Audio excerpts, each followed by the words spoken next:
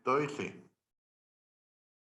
Bueno, Hola, ahora hola. te pido, please, 2 minutitos que cheques el enlace de la página Bueno. web, si estamos en vivo en la página web. Ahora que está publicando el enlace. Hola, hola. 2 minutitos que cheques el enlace de la página. ¿Quieres cerrar el audio? Estamos igual.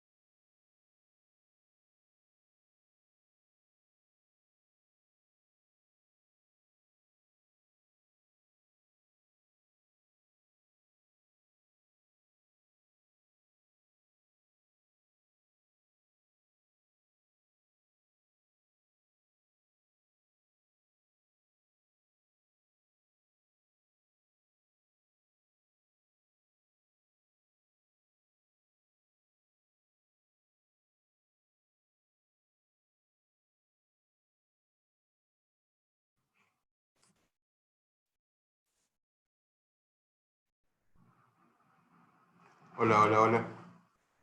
Hola, hola.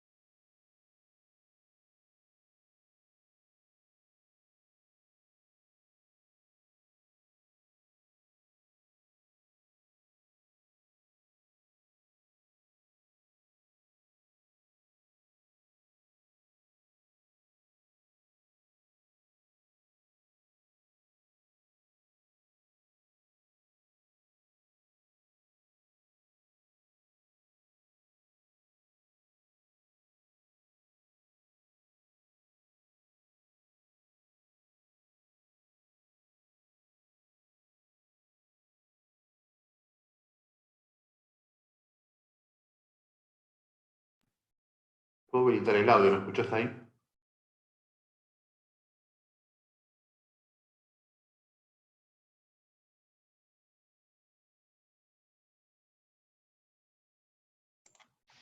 Cristian, doctor, ¿cómo le va?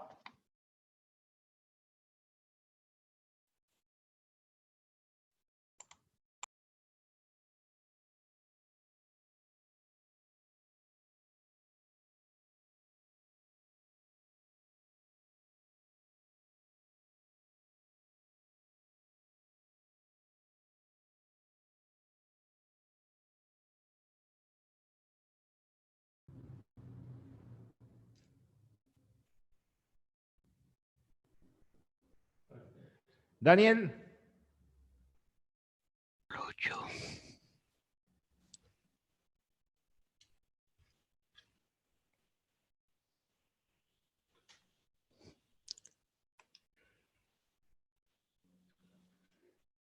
Daniel.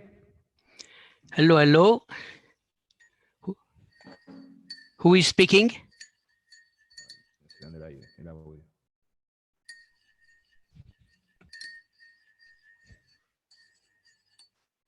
Hello.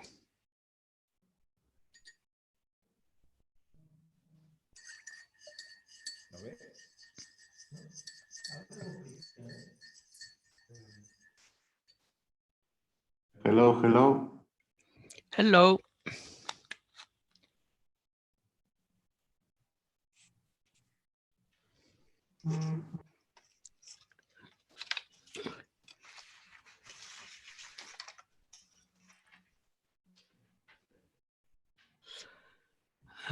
Hi, Daniel. Could you hear me? I can hear, but who? I Who can is? hear you. Wait a second.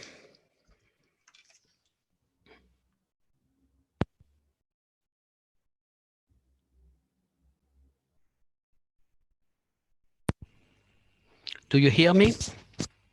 Hello, hello. Hello.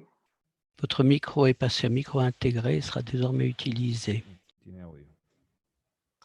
Do you hear me? Hello. Ça marche pas. ¿Qué pasó? ¿Lo escuchás a Daniel? ¿Sí? Hablale, hablale. ¿O no podés? Desde ya unos cuantos años, así que les... Hello, Profesor. Hello. Good evening. Do you hear me? Yes, perfect. Ah, good, good. Good evening, Daniel.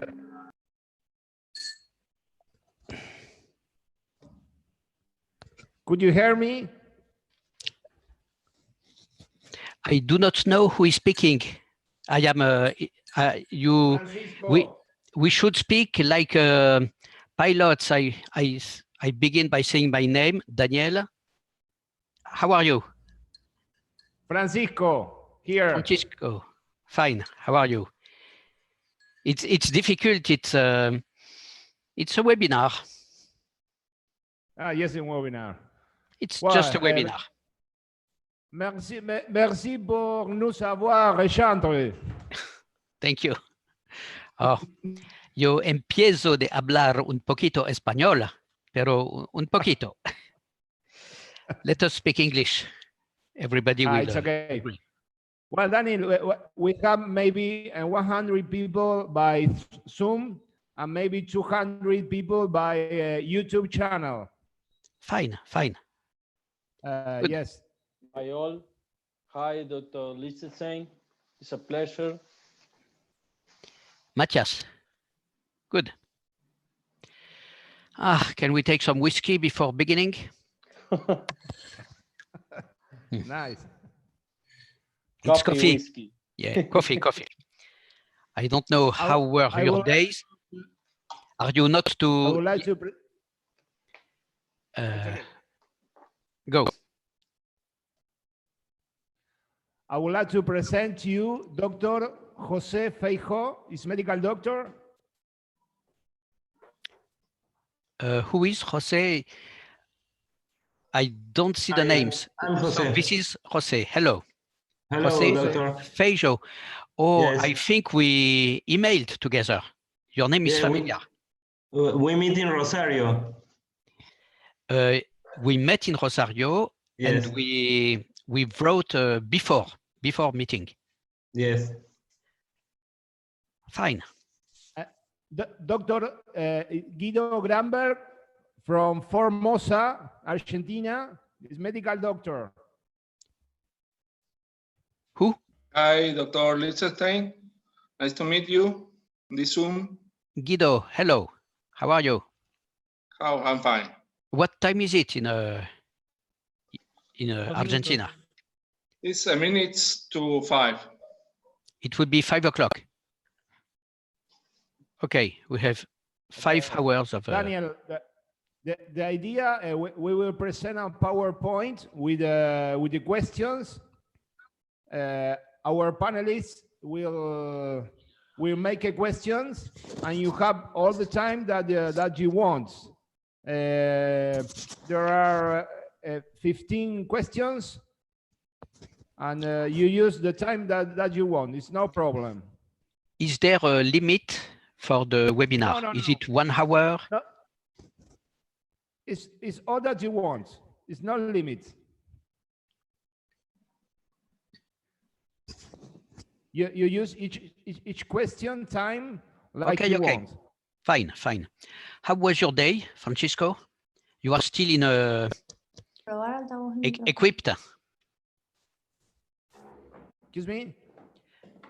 Francisco, you had a good day. Nobody is too tired today. Yes, sure. Think Appear Dr.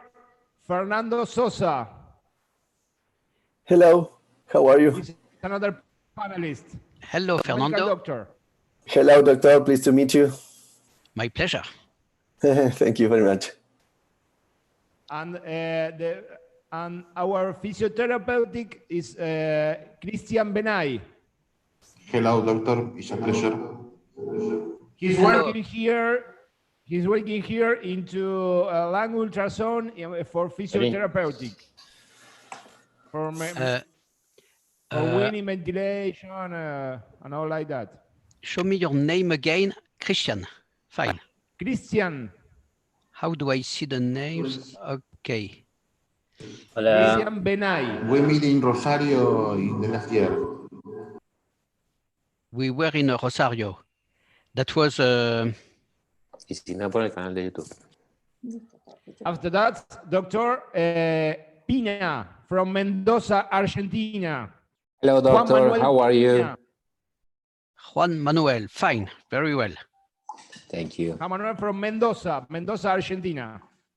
I think I was. Maybe you had an airborne in Mendoza, I think. I think I remember. To Mendoza. I do not touch to my computer, but it's okay. And the last, Dr. Isaac Cheong, medical doctor. Isaac. Fine. Hi, doctor. How are you, doctor? Very fine. Nice to meet you. Nice to meet you. From which city? I'm from Buenos Aires. And I did not ask to the other panelists, other people. Well. Oh, I think we are ready. It's 10 o'clock, 10 p.m. Yes, we could wait two more minutes. Fine. How are you, Daniel? What about the pandemic in France? Are you working at the hospital?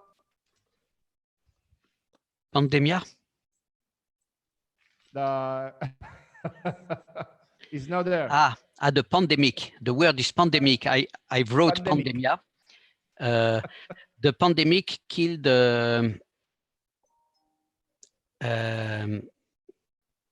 80 people today, which means that it is really decreasing. Decreasing. Yes. Fortunately, I lost nobody around me. Fortunately. But many friends and probably from the family had a little bit of the COVID, but it's okay. And you are working with the lung ultrasound in COVID patients? But I work in our intensive care unit. And of course, we have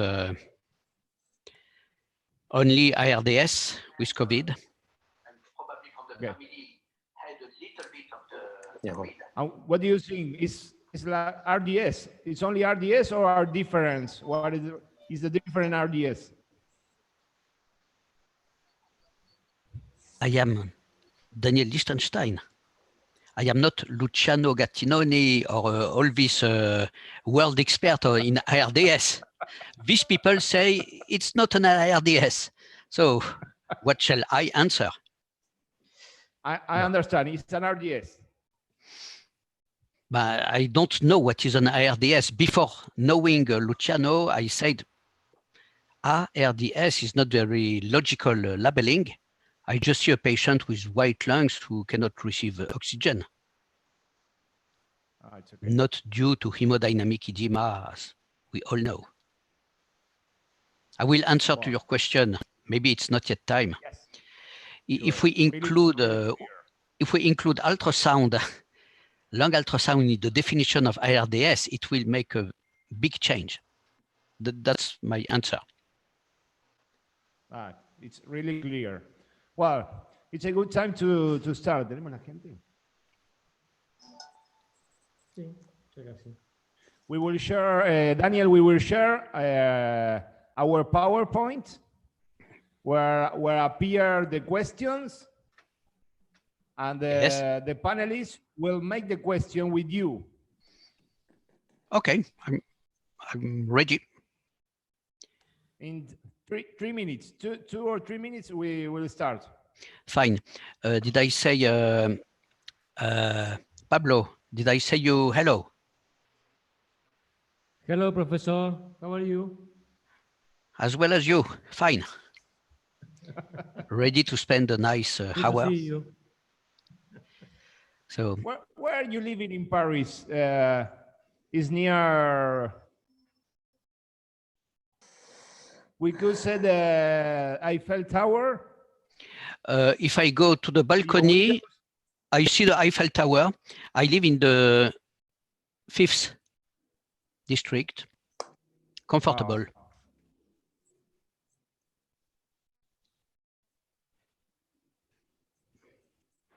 Could you see the PowerPoint? I don't know. It does not look like a PowerPoint. I see your names. Argentina, 5 p.m. Discussion de casos. Well, it's...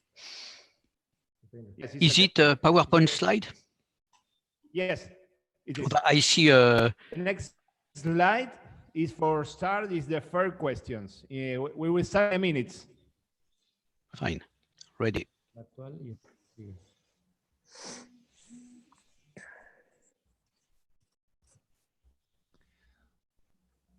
When the questions are near the end, we have a case, like it's a case for a woman with the dyspnea. If we have time and you are not tired, maybe we will present to you a case from Matias Brizuela from Cordoba. That is a people with a woman with dyspnea, and we would like to discuss this case with you, but after the questions. Fine, fine. Let me just make a test a few seconds. Okay.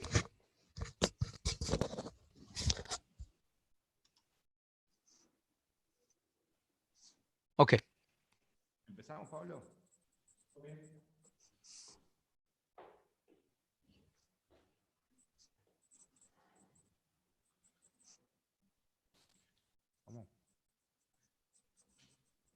Bueno,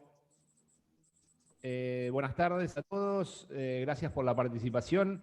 Hoy tenemos la suerte y el honor de de poder estar con el doctor Daniel Lichtenstein de París, de Francia, nuestro mentor en todo lo que es ultrasonografía crítica, y principalmente la persona que desarrolló en el mundo la ultrasonografía pulmonar. Así que bueno, tenemos la oportunidad de tener varios panelistas de diferentes lugares del país. Vamos a hacer diferentes preguntas y se puede hacer las preguntas por chat que nosotros las vamos transmitiendo al doctor Lichtenstein. Okay, Daniel, thanks for staying with us. And you are our master. We would like to be with you maybe in the future here in Argentina. Well, this is the first question from medical doctor Isaac Cheong. Yeah, doctor, my question is, could you tell us a little bit about how and when you decided to introduce the ultrasonography into lung evaluation? What a question. Yeah. I will answer logically. I began to make my first responsibilities in critical care in 1985. Not sure you were born. And I had to, in the night when I was alone, to steal the ultrasound in the night from time to time, until I came in 1989 at François Jardin ICU. There was the echocardiographic machine on site. And so when I was on duty, I spent all my time when the patients were stabilized by studying the potential of the machine. And so the veins, the heart, of course, peritoneum, and the lung came little by little. It's a long and boring story made of surprises, then disappointments, then other surprises, and little by little, my idea was just to, as it was defined in the article of 1991, I wanted to make a tool for the critically ill, not for the intensivist or the emergency doctor or the radiologist, but for the critically ill patient, a tool allowing to see the patient. So why to not use the most vital organ? So I tried. I put the probe, it was not forbidden. Enfin, I did not know that it was forbidden. But I saw little by little, and that made a kind of a building that grows every year. And my last finding was before tomorrow. No, it was 2 days before. Okay. So how? By putting the probe on the chest wall. And when? So I suppose it was in 1989. Yes, it was so long time ago. I would say I did my last finding 2 days ago, but it is insignificant. I was operational after maybe 2 years. That is in 1991. I had more or less the level that I have today. So I do not have 30 years of experience, but 2 years refined by the experience, but something very accessible for everybody. Okay. Yeah, very interesting, doctor. Did you have a teacher to understand ultrasound? Who is the question? Who asks? Francisco. Francisco. So nobody asked me, you are the first. So I fell in love with ultrasound in 1983 when I saw my first examination by chance. And I went in a radiologic department in 1984. And Yves Menu was the guy doing ultrasound.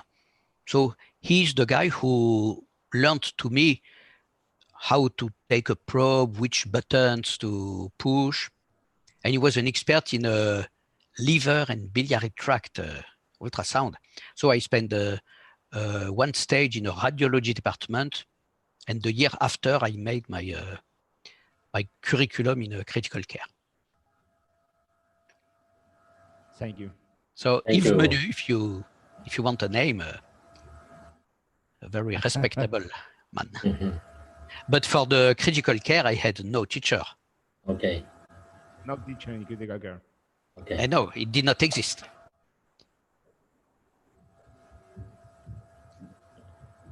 And Daniel, Francisco again.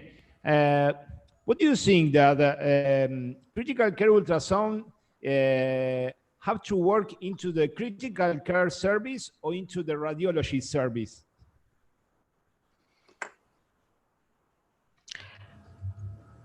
Critical ultrasound must be done at point of care. That is not in a radiology department. First, we should have to put the patient, making a transportation. That is something that must be avoided by any means. And who would do the examination? A radiologist? It's not logical because I have received the patient. I know all about the clinical elements of the patient.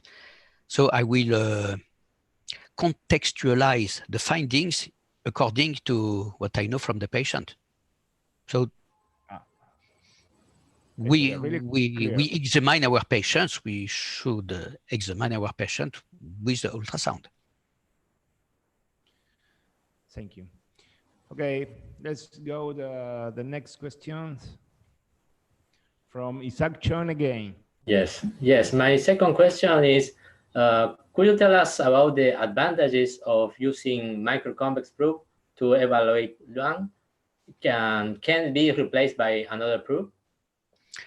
Well, so in this image, I see from bottom to top so-called vascular, microconvex, abdominal, cardiac, vaginal probe. Yes. So the correct answer, if I have any of these 5 probes, it will be better than nothing. Mm-hmm. If I had to choose a probe, because I will be alone during a whole night receiving any kind of patient, I would choose, let me see, maybe the upstairs, the vaginal probe, because the end is like the microconvex one. Okay. But I need to test it because I require from a probe to be universal. That is, I need to scan all the areas of the human being. I need to see all the vital organs, that is the heart, the lung, the veins, the peritoneum, the vital organs, the abdomen. And I am not radiologist. That is, I need a good image quality, but not the perfection. The perfection has a cost that you will have one probe like the so-called vascular, which will have a fantastic resolution at the first millimeters, but will be limited in depth and in ergonomy. I am not linear. Nobody is linear. The microconvex probe has a unique ergonomy. I would say my microconvex probe has a good range, and the range is not a word familiar to ultrasonographers. It means that I can see the superficie, I can see the depth, and I can give you numbers. I can see from 0.5 centimeters, that is the pleural line very easily, up to 17 centimeters. That is, I will see huge pleural effusions, whole lung consolidations, and I can see the whole of the heart, and usually all the abdomen, including the aorta, in most patients. But beware the copies. There are microconvex and microconvex probes. Look out. Can it be replaced by another probe? Yes. So if I see a vaginal probe, I would say, give me this one. But usually the 99% of the doctors of critical care today have the 3 usual probes, I would say to them, well, take the abdominal, it's not the worst. Okay. And when I take an abdominal probe, I see things. I am happy. But at one moment, I will begin to be nervous. Okay. And at one moment, I will change the probe for another one, for the linear if I want to see near, cardiac if I want to see something else. And changing probes, it's for me,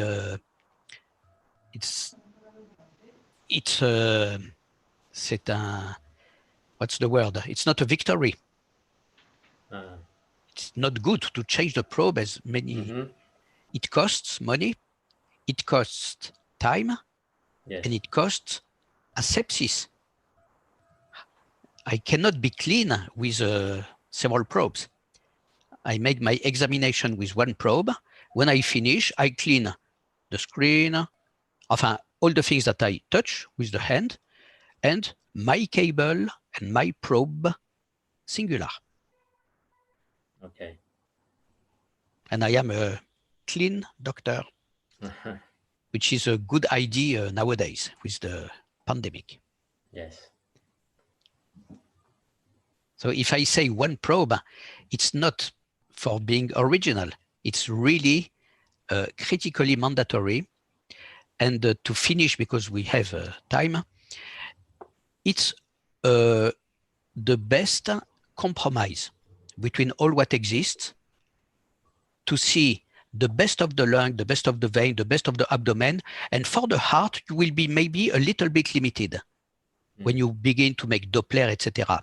But for me, the heart is some meat and some water, nothing more. I want to see how is the meat contracting, how is the water, that is the blood, large or not. I need very basic items that can be done with the universal probe, microconvex. And for a cardiac arrest, if I have the idea to use ultrasound for a cardiac arrest, I need to have a system that makes no second lost for keeping the brain safe. So I will see lung, one specific vein, abdomen, pericardium, heart, without losing time. Or I do not use ultrasound. And nobody will put me to jail if I do like any doctor that is not using ultrasound. But if I use it, I make the Sesame protocol, that is a few seconds for switching on, a few seconds for the lung, a few seconds for one specific vein, etc. So no time to change the probe. Okay. Thank you, doctor. Thank you, doctor. Thank you for this question. Critical. Yeah. Okay. The best question. Thank you. Okay, the next from Matias Brizuela, medical doctor from Córdoba. It's your time, Matias. So I see that there is an image, but maybe I can move our faces, and I cannot. Hi, this is Zoom. Excuse me, but I am not expert in Zoom, and I do not see the. Thank you. Can you hear me, doctor? Who is speaking? Matias Brizuela. Hello, Matias. Hi, Dr. Lichtenstein. How can lung ultrasound help us in patients with RDS? I mean, the utility of lung ultrasound is clear in the diagnosis, since your reports, but how can in RDS help lung ultrasound in management and, for example, maneuver recruitment maneuvers with PEEP or in complication diagnosis? Well, For the diagnosis, it's okay. No, we will not speak of that. When we have the IRDS with the diagnosis, we can first see, as you said, the complications that is mainly pneumothorax, huge pleural effusion, atelectasis. All these things will be seen immediately, including venous thrombosis in a jugular vein, for instance, that is suddenly no longer visible. That makes the diagnosis of a pulmonary embolism. That's the clot protocol. And for the recruitment maneuvers, that's what you said. Yes. Recruitment maneuvers. So I work in the department that was historically held by François Jardin.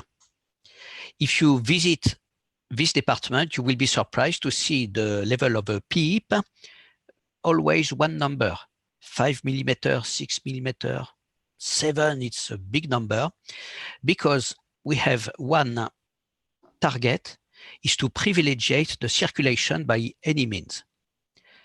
And if you see in this image a consolidation and you want to get rid of this consolidation, so you put the button of the PEEP completely to the right at 30, 50, 100,000 millimeters, the consolidation will disappear.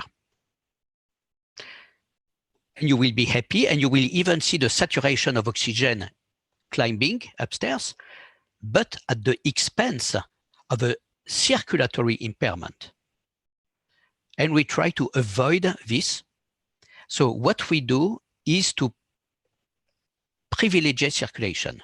That is not recruiting, as I understood, using a PEEP. And this is why a patient can keep the consolidations if the right heart works correctly, if the patient does not develop right heart failure, it will be fine, it will be controlled, as far as I understood the philosophy of François Jardin, of course. Clearly. Yes.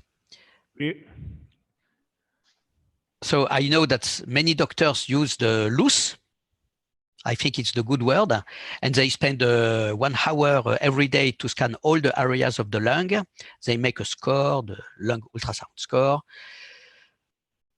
But not in my department. All right. We see if the patient is better with other tools like saturation. And I ask to my colleagues who say, you don't make the loose. I say, what will you do if you have a given patient who seems to improve oxygen and circulation with your given therapy, and you see that the loose worsens? What do? Will you discontinue your therapy? So in this case, I'm sorry, but the clinical findings are superior to the ultrasound findings. And clinical findings are also the blood saturation. In one sentence, we try to simplify. And I am maybe completely wrong. Maybe. Here we are not in science.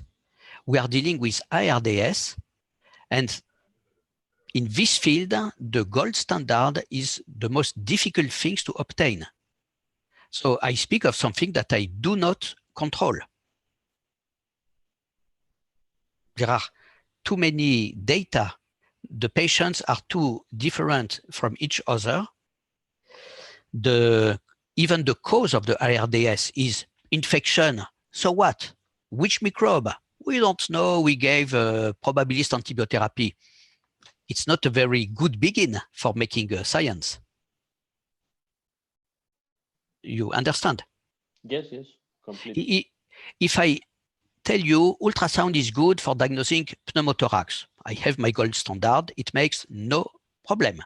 But knowing what is good or bad with IRDS, it's too complicated for my understanding. And what is IRDS, etc. Today, it would be an endless challenge. Thank you. Thank you. Well, go to the next. Dr. Fernando Ariel Sosa. Hello. Fernando. Okay, so I reached maybe he had problem with the internet connection. Hola. Doctor. Hello. Hello, Fernando. hello. In ERDS, we often we must pronate this patient. And how would you use ultrasonic in patient in the pronate position? And how do you implement the blue protocol in this patient?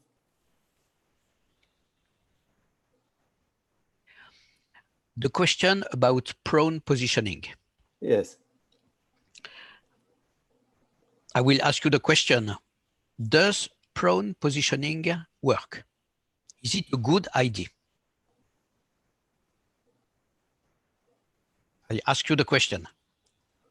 Can you prove scientifically that this patient will survive and keep his profession better with the prone positioning, or is it indifferent?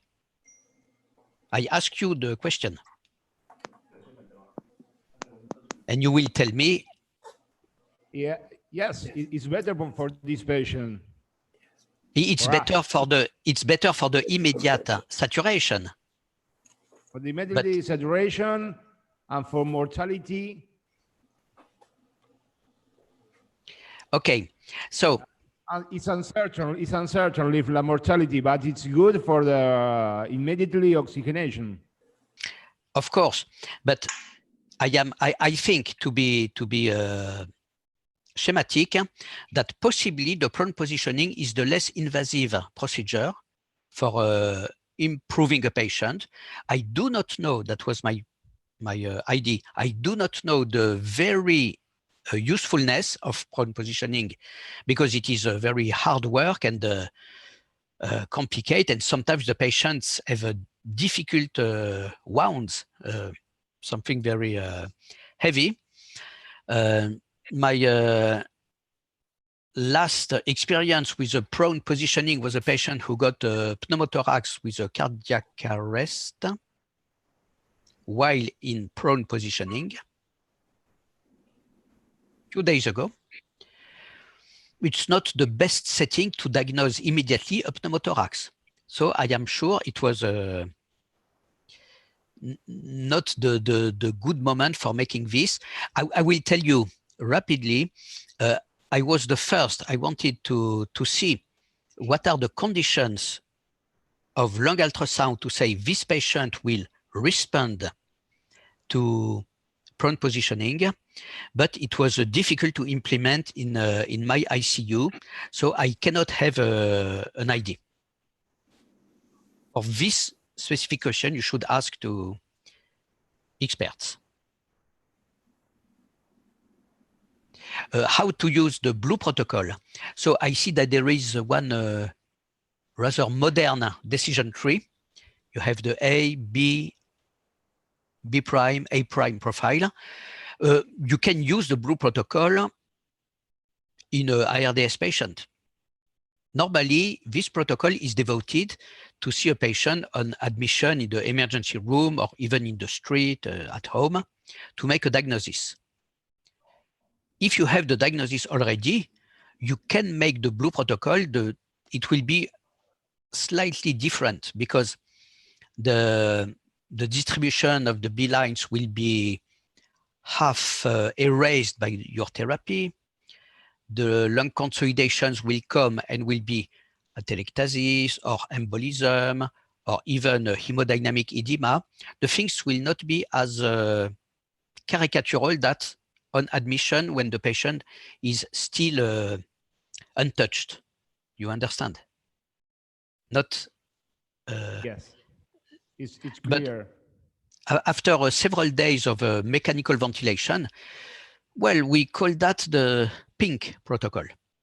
When the patient has no dyspnea and no cyanosis, the patient is not blue, not dyspneic, but if these patients have no more lungs, If the lungs are completely white, they are not completely healthy. And here we make the pink protocol, which is a kind of extended blue protocol with more points than only 3, with procedures, with different thinking. I do it briefly. Thank you. Thank you, doctor. Thank you, doctor. Professor, yes. You use the blue protocol to ask me the question. If you have a technical question that you did not understand on the blue protocol, ask me because... No. Fernando, ¿tenés alguna duda sobre la parte técnica?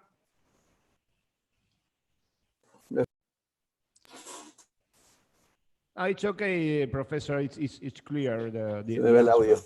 I don't know. Could you hear me, Professor? I hear you, yes.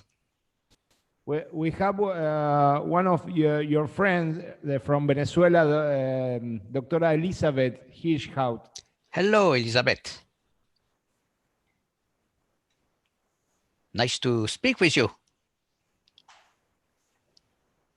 Elizabeth, are you there? Wow. Maybe so late.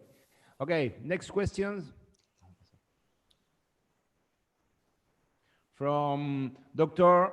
Juan Manuel Pina from Mendoza. Are you there, Juan Manuel? Yes, I'm here. Wow. Can you hear me? Yes. And I Hello, see, doctor. I can see what you are doing. Okay. Hello, doctor. It's nice to meet you. It's a pleasure talking to you. And Thank you. my first question is, do you have experience in lung ultrasound with pregnant and pediatric patients?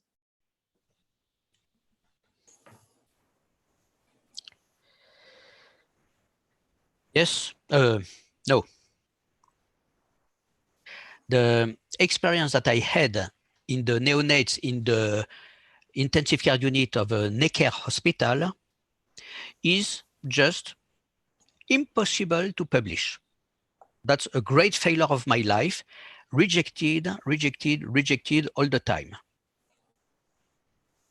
But if I want to tell you very rapidly what I saw in this experience that was done long ago, I had the very big surprise to see that there was no surprise. That is, I was scanning babies like the one we can see on the picture, and it was with a cardiac probe, especially that is the worst. And I said, what shall we see in a neonate? And I saw little by little that we saw exactly the same 10 signs that we see in adults, in old patients, with no difference. The signs are the same. The disease are different. They have meconial aspiration, the transient tachypnea, the surfactant issues. But the signs will come from the 10 signs that are published, that are used in the Blue Protocol. Okay, and with the same probe, with the microconvex probe, or use another probe? Well, so pediatrics. I had, in my experience, I could not take my probe because my adult microconvex probe begins at, what is this noise? Interference. I told you that my Japanese microconvex probe from my Hitachi begins at 0.5 centimeter.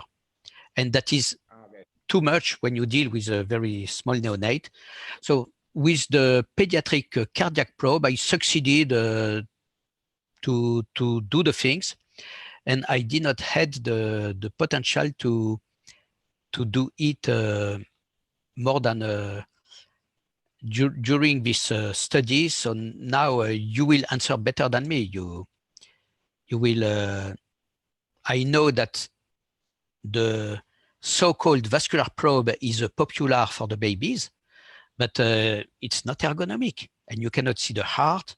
So I think that you can, if you have the privilege to deal with babies, and you have all my respect because this profession is not like all the others, you will make the experience and you will see with the microconvex probe a new world. You compare it with the images that we saw with the vascular probes, you will see a new world. Okay. I have no access to neonates, but if you have, try. What is the machine that you use? In our hospital, we have... Sí, Pancho, me ibas a decir algo. Sorry? Juan Manuel is our master in critical care pregnant patients because yes. He's working in a maternity. And which brand do you use? Which machine? A Philips. Which one? I don't remember yet. Philips. Esaote. Yes, but now, sí, tenemos un Esaote y tenemos un Philips. Nuevo. The best microconvex probe that I know came from the Philips Epic. I used it, I said, this probe is better than all the others that I used. So maybe you can ask them, give me the probe for just 1 month. But you must, I speak to the planet, you must make an opinion on this probe. The world experts say to me, Daniel, I don't have your probe. It's not a scientific answer. It does not say, Daniel, your probe does not work. They say, I do not have your probe. So they should, as experts, make their experience. So just telephone to the company and say, from Daniel Lichtenstein, can I use your microconvex probe with here high frequency, of course, for the babies?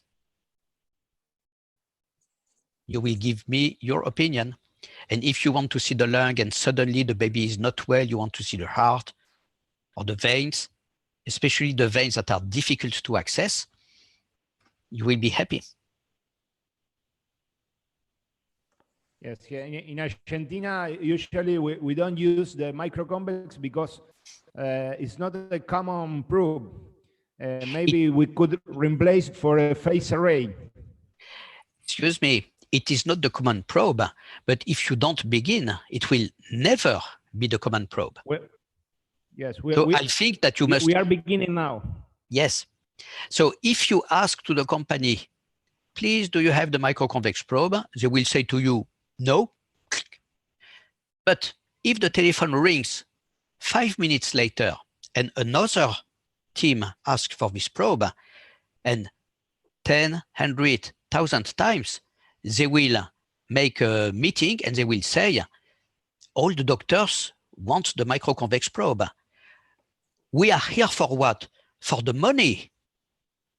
If they want the microconvex probe, we shall make a lot of business, a lot of money if we build and sell these probes. And if we do not do that, another company will do that and make the money. If I was a manufacturer, I would think this way. So you can help the world by asking microconvex probes. Even in Argentina. What is Argentina? It's a country like at equality with all the other countries. So you can maybe begin the revolution of the microconvex probes in Argentina. Why not?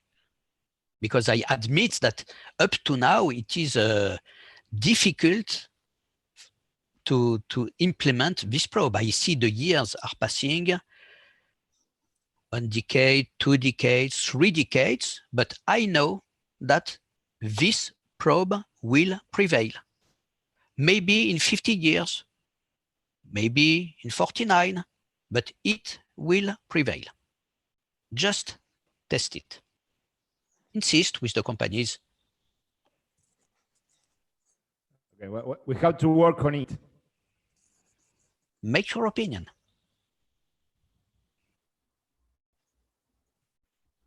Of course, we speak, it's a webinar, we should be together, and I should see with you that this probe is serious, that this one is a bit disappointing, a lot disappointing.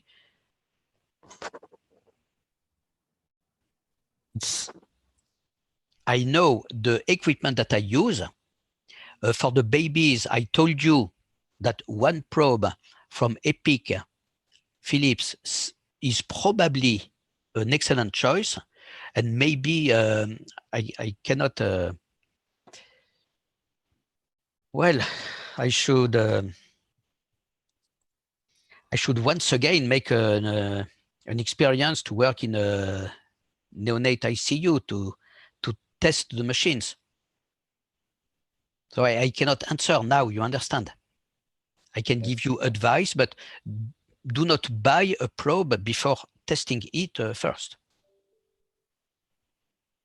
If you buy a microconvex probe from one of the biggest manufacturers, which are from North America, very, very popular in the emergency rooms, you will be disappointed. You will see not a lot with that probe.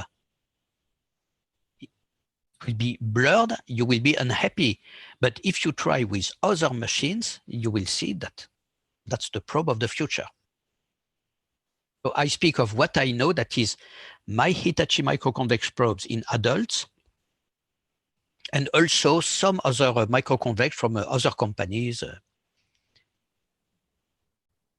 But for the neonate, we must see that together.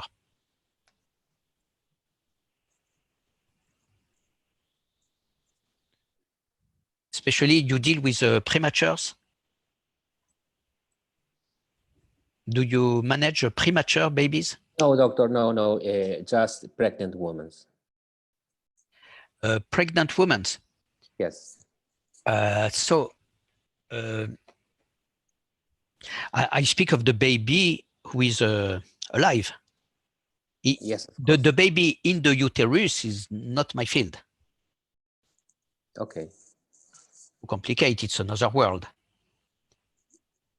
The only thing that I can see in the intrauterine baby is a whole lung consolidation, 100%. It's very scary, but it's physiologic. Yes, it's physiologic. Do you see a lung disease in intrauterus babies? No, doctor, no. Because if you speak of, how do you call that, malformations, absence of lung, it's not my field. I have no experience. Thank you so much, doctor. Thank you for your advice. Let's keep in touch. Okay. Thank you. Well, the next is from Juan Manuel again, number 6. Doctor. Starting with COVID. Okay, doctor, my second question is, do you consider that the Blue Protocol can be applied in patients with COVID-19 due to the fatty lesions produced by this disease?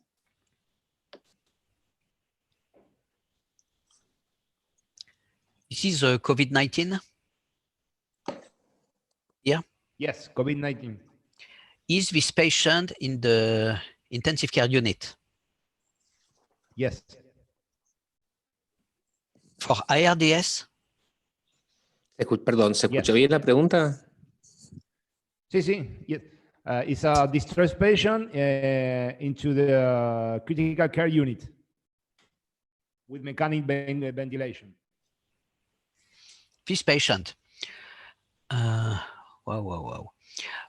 Well, you can do a Blue Protocol in any living person. If you make a Blue Protocol on me, suddenly you will make a diagnosis of asthma or COPD, that is the nude profile, but I am not dyspneic. So that is the clinical setting of the Blue Protocol. So you can apply the Blue Protocol, of course, in a COVID-19 patients.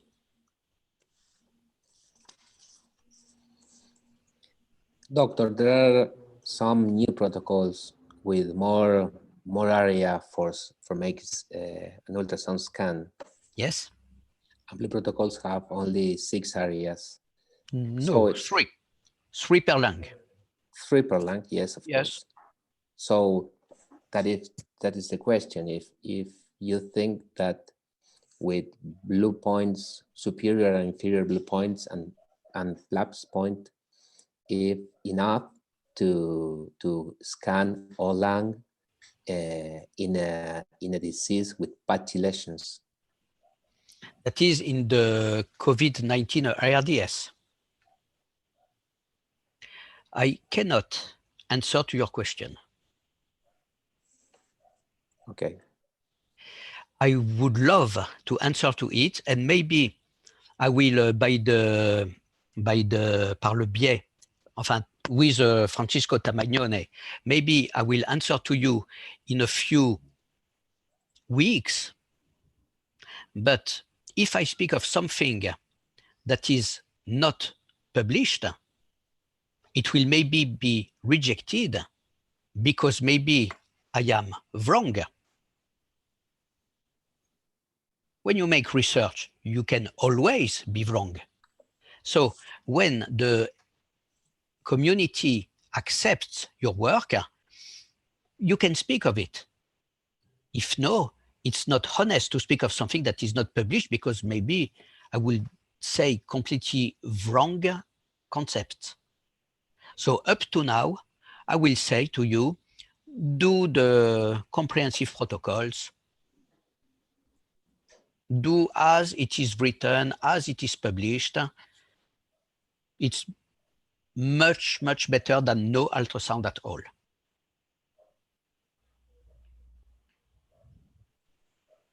Okay, we have more time to speak about this. No, I said all what I know. Thank you, Okay. Doctor. It's a question of a scientific honesty. Yes, sure. The next from Guido Gramber. Guido, are you Hi, there? doctor.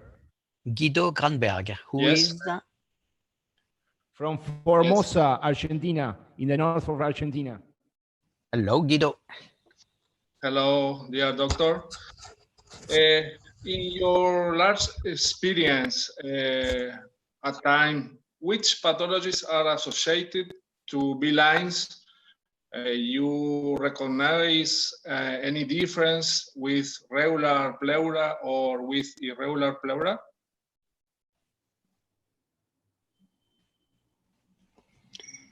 Which pathologies are associated to B lines in patients with regular or irregular pleura?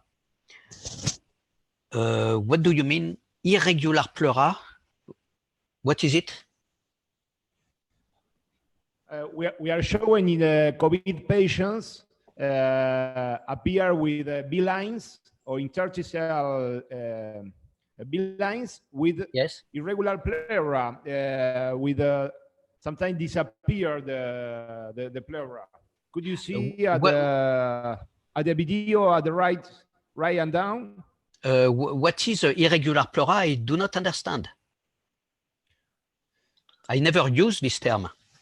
You will. No.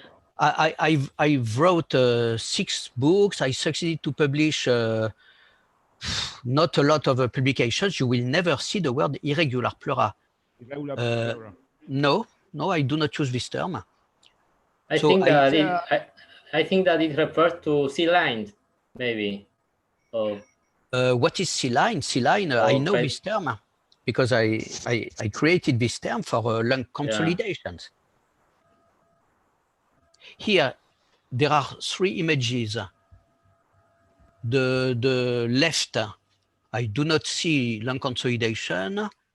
To the right, at the top, I do not see lung consolidations.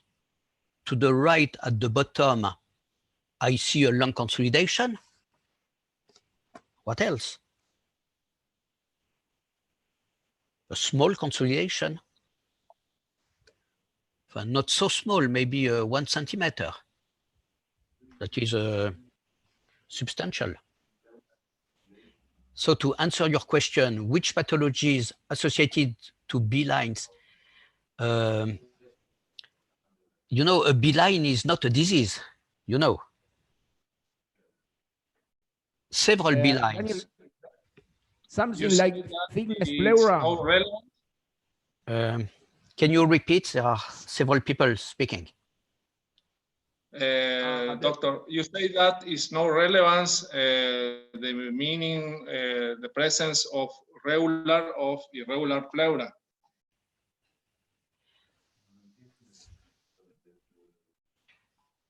When I see the lung of a patient, I search for lung sliding, I search for interstitial syndrome, I search for alveolar syndrome and pleural effusion and pneumothorax.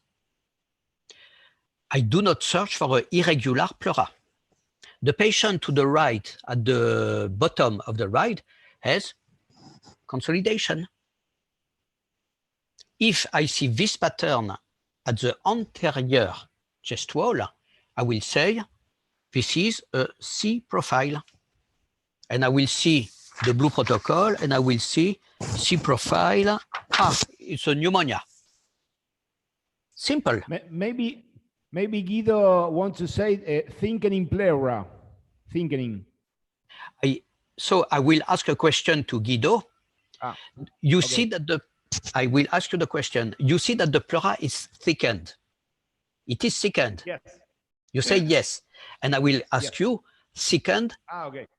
I will ask you a very specific question. Your pleural line here is thickened by what? That's my question. I don't know. I know, if I can help you. This pleural line is thickened by water, fluid. Fluid in the alveoli, alveolar consolidation. So I ask to the community the effort to keep a consistent terminology, a consistent nomenclature that is lung sliding, lung rockets, lung consolidation. The consolidation can be very huge or substantial or small, like here. But why to change the words and why to speak of irregular pleura? So it's just a question of methodology. But if we understand the pathophysiology of lung ultrasound, we use the good methodology, a logical one. So to answer your question, the patient that I see to the right at the bottom has a C profile. I suppose that we are at the anterior wall. You did not tell me. What is this? Where is the probe in this patient at the right bottom? Is it anterior, lateral, posterior? It's anterior. Anterior. Anterior, so there is a C profile. Okay. Which is, I guess, I would say pneumonia. Look out to the filters, because I have the feeling that to the left there are some B lines that are multiplied by probably a compound filter. And even to the left, and maybe upstairs. Upstairs also, look out to the compound filters. It multiplies the B line. It gives you the feeling that the patient has either too many B lines and the patient has not too many. And you can also have the feeling that there are no B line at all, which is even worse. So I think these machines are Philips. You should quietly find the way to deactivate, you will have better images, I suppose. Here we can make a diagnosis, but because we are experts, we do that all day long. But if we want to teach to younger, they will maybe be not comfortable. Did I answer your question? Yeah, doctor. Yes. Yeah. Okay, the next from Fernando Sosa. Are you there, Fernando? Yes. Sorry, I don't have a good seat sometimes, but I can hear. Doctor, how do we assess if the progression of Lichtenstein syndrome is getting worse? Well, worse, I would say the simple answer would be I should count the B lines. I should use the bat sign. I can say that in Spanish, the murciélago sign, that I do not see in this image. So I have to think what is the length of the pleural line. Here, I see, I suppose that I see one B line. So this is even not interstitial syndrome, but if I see 3 B lines between 2 ribs, I would say septal rockets, that is a mild interstitial syndrome, that is only the thickening of the B lines, that is the Kerley lines, so to speak. If I see the next day that my patient is worse clinically with the double number of B lines, that is something like 6, I would say this is glass rockets. Okay. That is ground glass lesions on a CAT scan. And usually this corresponds to a worsening. If I see not 3, not 6, but let's say 10, 12, that is, it makes a white Merlin space, that is the space below the pleural line, I would say the patient is likely worsening. So I should just count the B lines. Thank you. Okay, thank you.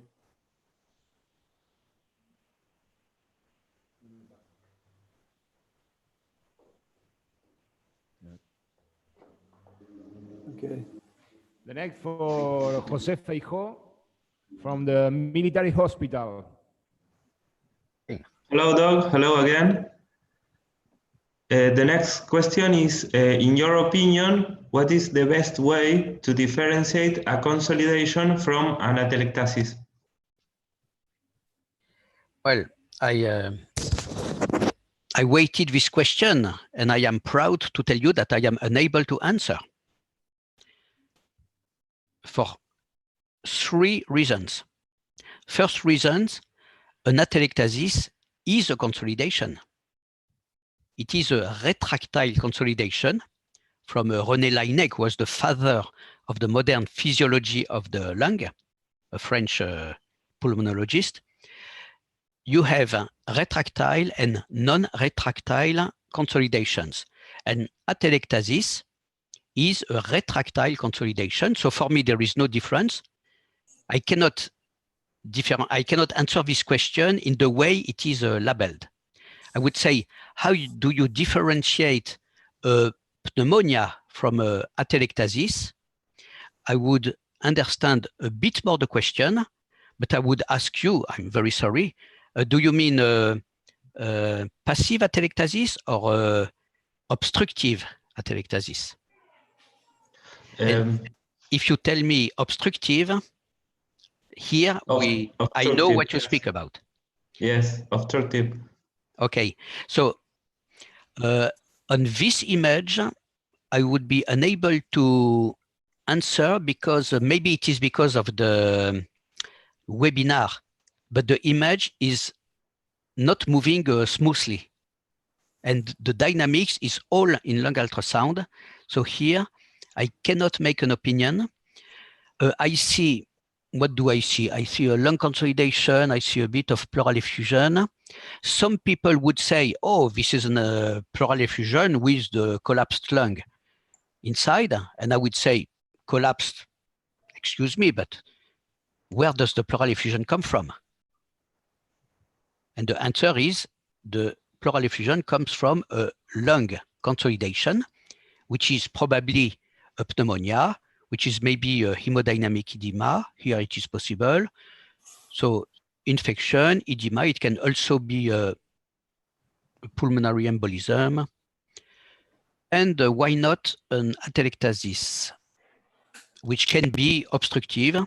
And in this setting, the air bronchograms, as far as I see in this video, will not help me, because I do not see, but it is because maybe of the transmission, because of the webinar, I am unable to see the dynamic air bronchogram. I will never bet on this image. I prefer to send the patient to CAT scan. But I will answer to your question. An obstructive atelectasis is opposed to a pneumonia because, first, there is an abolition of teleectasis, teleectasis, that is, the lung will not inflate. If it is, let us take a caricatural case, that is a whole lung atelectasis by an obstacle intrabronchial, I would see the complete abolition of lung sliding immediately at the first second. So lung sliding abolished. Mm-hmm. The second point that I would see after several hours probably is a lung consolidation that would be accompanied by a decrease in the volume of the lung. So I would see the liver much higher than in the usual position, or the spleen, or the intercostal space, or the mediastinum. I would see a retraction of the organs, the retraction of the lung, and so the all organs take the space of the lung. If I see an air bronchogram, if I succeed to catch that there is no dynamic, it will be a slight argument for the obstructive atelectasis. And if I see a dynamic air bronchogram with preserved lung sliding and with no reduction of the volume of the lung, I would say this is not an obstructive atelectasis. Okay, thank you. The big problem is that usually when the atelectasis is small, we do not have an immediate gold standard. That is, we make therapies, we make physiotherapy, we give antibiotics, more oxygen or less oxygen, and we don't have the proof of the atelectasis at the given moment. And my research is highly impaired by the absence of a gold standard. When it is a huge atelectasis, it's more easy. That's all what I can say. Thank you. And the next.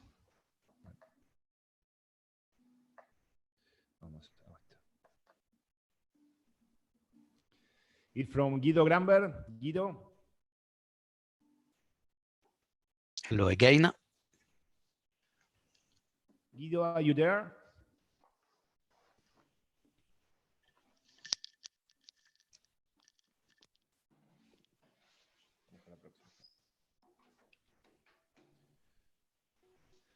Okay, the next.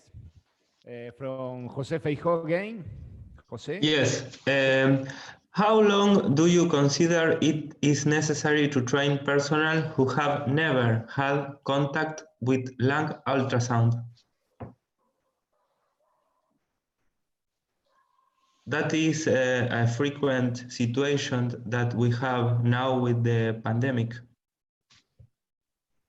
Well, If the doctor has no experience with ultrasound, the training will be probably quicker than if the doctor has a wrong experience with wrong ideas, by the way. So if I had to train somebody who has no experience, this question, you know, it's, do you think I have experience in lung ultrasound? I have only a 3-decade experience. I repeat, I improved myself 2 days ago, and so you never stop learning. So I cannot answer. There is a moment where you have to decide that somebody is able to make ultrasound, but it is always risky. It's not a mathematic. Well, who was at SURF? Elizabeth Hirschhout was at SURF. I don't know if I saw her, but she can answer to you, because I take the doctors separately in very small groups, and I have the feeling that the way the SURF, my training center, teaches allows to be faster than with other concepts that make things more complicated, more difficult. If I tell you all the things that can burden your brain and confuse your concepts, the list will be very, very long. And what I say, this is the first slide of the lesson of lung ultrasound in the SURF course, which are a whole body teaching, but with 80% on the lung and the blue protocol. When I begin the lecture on the lung, I say lung ultrasound is simple, but not so simple. But precisely because it is not so simple, please, we should avoid to complicate this subtle science with erroneous concepts. So if somebody is trained with the good concepts, it will be fast. And if you want a number, I would say that after 3 days of complete integration, the doctor will be able to do something. 2 days would be didactic, because you must see step by step very simple concepts, very simple, but many. The difficulty is that there are many simple concepts. And after these 2 days of didactics and 1 day of a practical stage with patients, not models, but patients, and with a group of 2 doctors and not 100, I think 3 days you can fly by yourself. Okay. And make the beginning of a beginning. But the problem is that people who come to my training center want to come. They come by themselves, so maybe it makes a bias. Maybe it is biased. The way to answer your question would be to oblige all the students or young doctors to make lung ultrasound. Maybe we will have a bad surprise and we will see, it is not so easy. Some people just cannot succeed. But up to now, the doctors who make lung ultrasound, because it is not mandatory, they do that by themselves. And so they, I have the feeling to study a COVID patient with the helmet. When you understand, maybe it is more difficult than I think, or maybe not. The only way to know is to oblige students to learn. Okay, I understand. Thank you. So my answer is not an answer, by the way. Yes, I have an answer. If you want to train somebody, you should train this doctor or person just to know, is there lung sliding? Just this question, and the doctor will be able to answer after maybe these 3 days of a course, and just lung sliding, which allows you to make a lot of investigations. And after to learn the B-line, we would add a little bit that would give to a person that is already able to take the first flight, if we compare with aviation. Okay. It's a difficult we question. have like it's most necessary to difficult- go it's necessary to go to Paris and do the SEUR. We have like a panelist on SEUR fair. Dr. Elizabeth, are you there? Elizabeth? Elizabeth, are you there?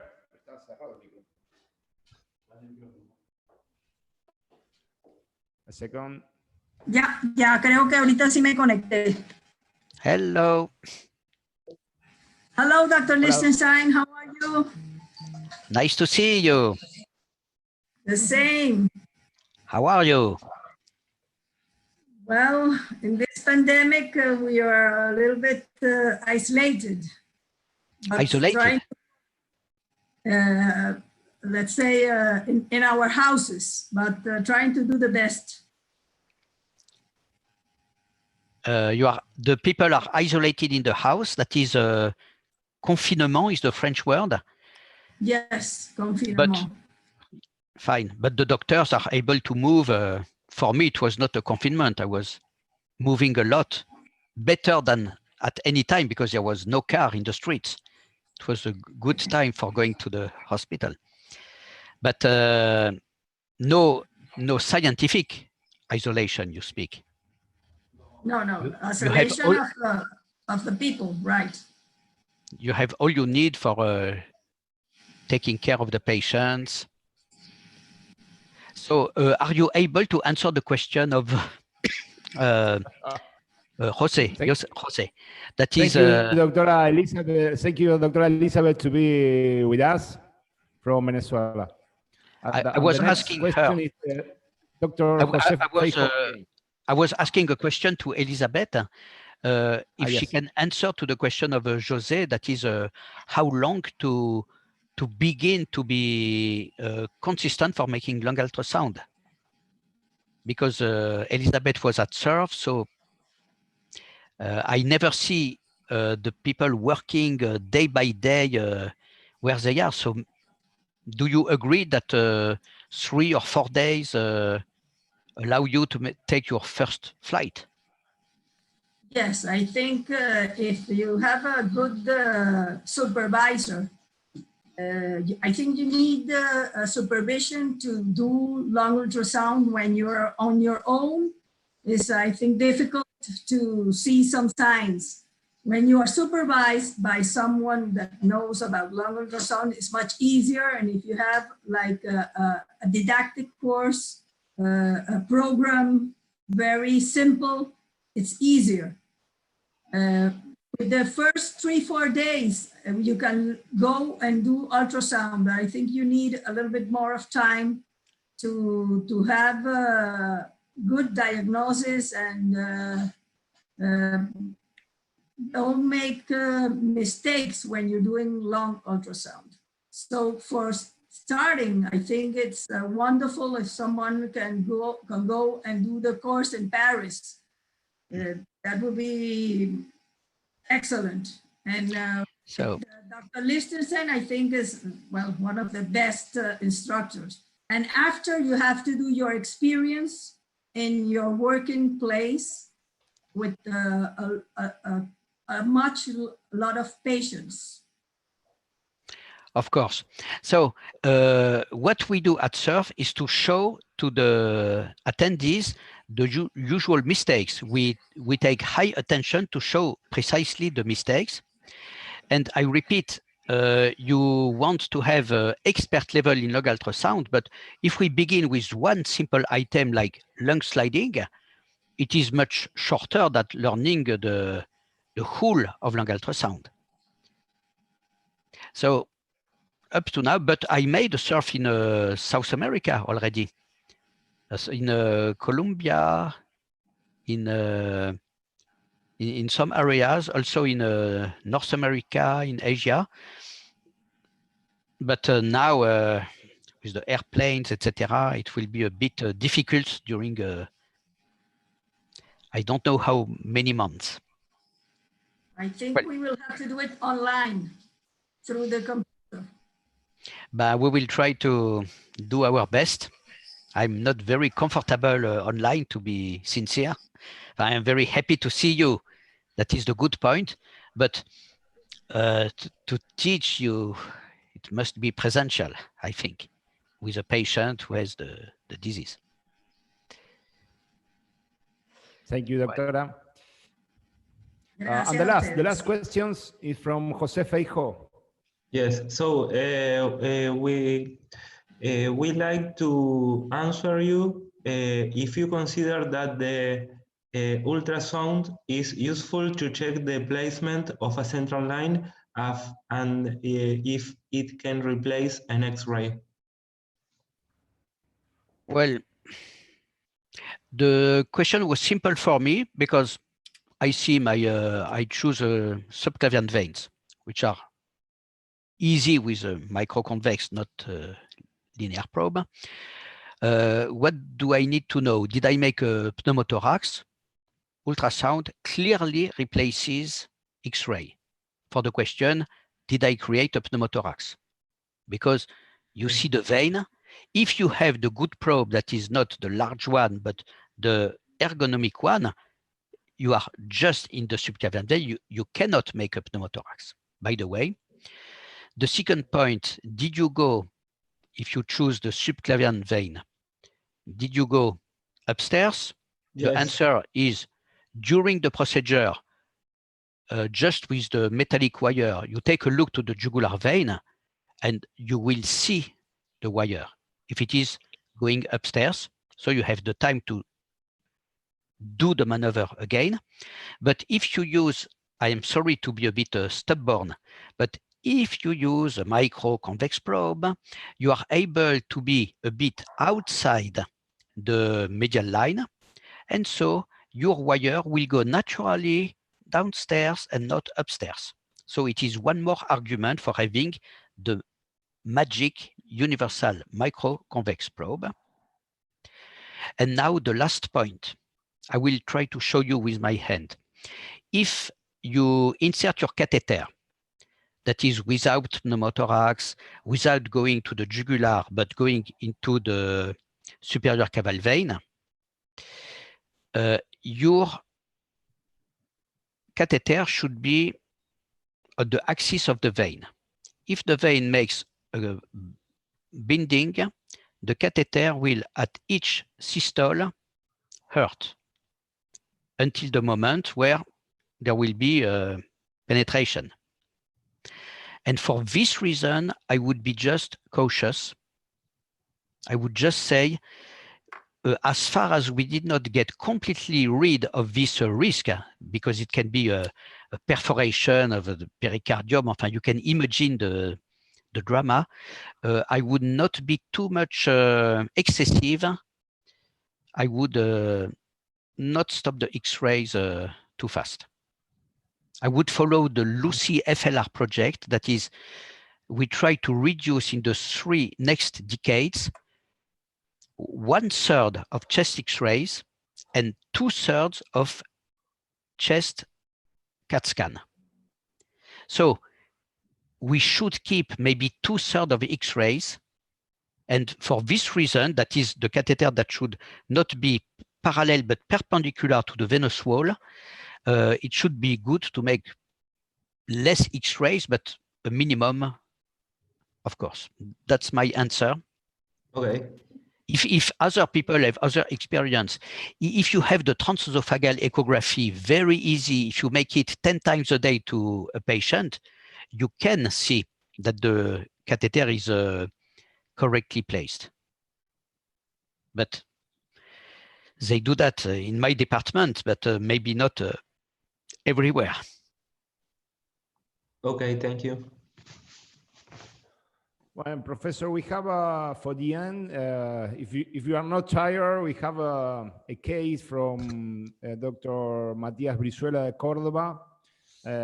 He have done a case from a woman. Are you there, Matias?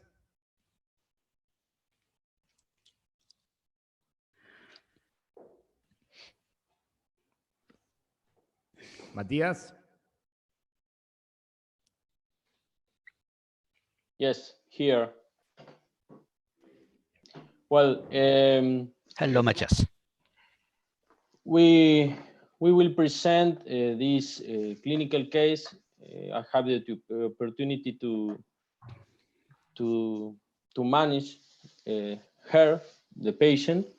Is a female of 75 years old with hypertension, long-time smoker. She has a sudden shortness of breath, and she told the night before she had a transient pain left calf. And in the present,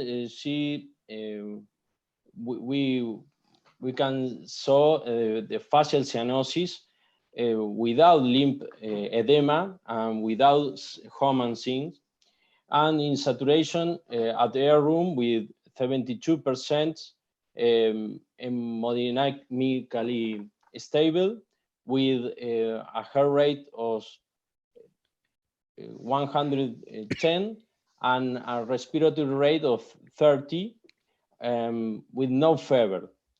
And at auscultation, the lungs were clean, and the electrocardiogram, she has only sinus tachycardia. That was at the start of she came to the hospital. Please, the next. So at minute one, we have to manage the diagnostics possible of pulmonary embolisms, COPD exacerbation, pneumonia, or cardiac heart failure. So the next, please.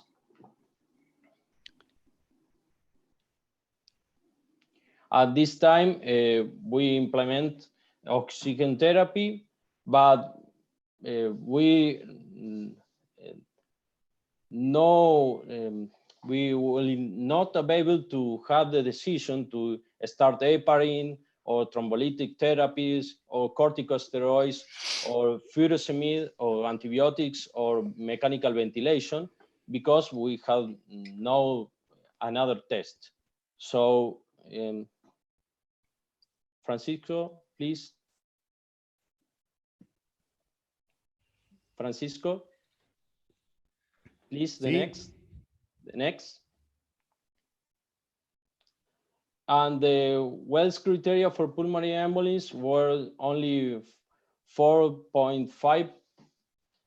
So that's a moderate risk group. The chance of pulmonary embolism were 16.2%. So at this time, we have to deal with dimer D, but we had not the opportunity to dosage the dimer D. Okay. Please, the next two, Francisco. So we implemented what we know, or we have fast and better than angio-CT or than X-ray, because X-ray simple have a delay of 15 minutes in our center, and the dimer D is not available. ProBNP and troponin also not available, and we do what we know, that is lung ultrasound, and implement the blue protocol. Was a surprising situation, but we don't have start the machine so we can preset the image. So we use different proofs to obtain the image immediately. We start with the anterior blue points. Please, the clips, Francisco. That was the right and the left upper blue points. We can see a profile. Can you keep the video a few seconds?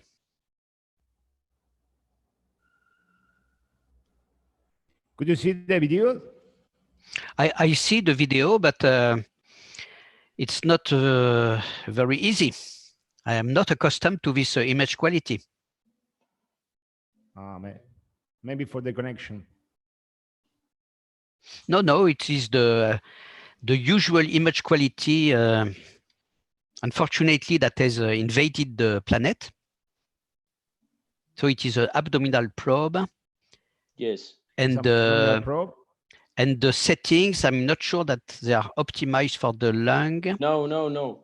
We're not optimized by the presets of the machine because we start fastly and do the fast exam because the patient was really in a bad way. Precisely. That's why we need a machine that is ready on site immediately. I agree with you, Albert. Was no presetted, so we did it as we start the machine. We put the probe in the thorax, so we start at this way. Okay. You can Francisco, point the yes. This was the lower blue points at the right or the left. So we continue visualizing the upper profile. So anterior blue points. Excuse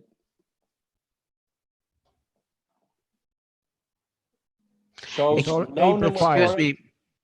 I have a question. Can I interrupt? The image are, how do you say, not regular, but like this, you see, saccadé in French. Is it because of the transmission of the webinar, or is it your usual image quality? I have difficulties to see the dynamic.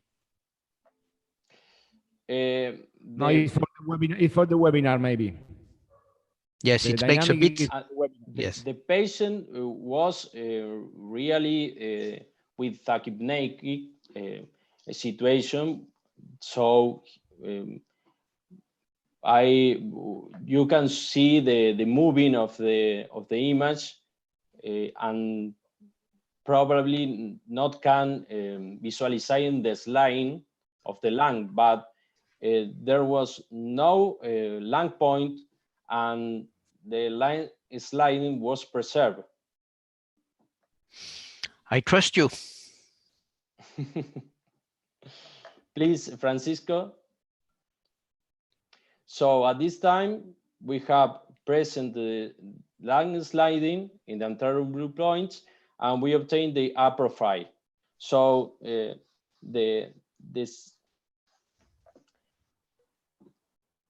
we realize a sequential venous analysis and the veins of the limbs, the lower limbs, the femoral column right and left, B points, this, the second image, upper and down, at the top and the bottom, the P points, the third, the popliteal veins, and the fourth image, the calf veins. I don't know if you can see, doctor, that all the veins were free of thrombus? It's difficult for me for many reasons, but let us agree that these lower veins, especially she had leg trouble, we will consider that they are normal. Okay. Okay.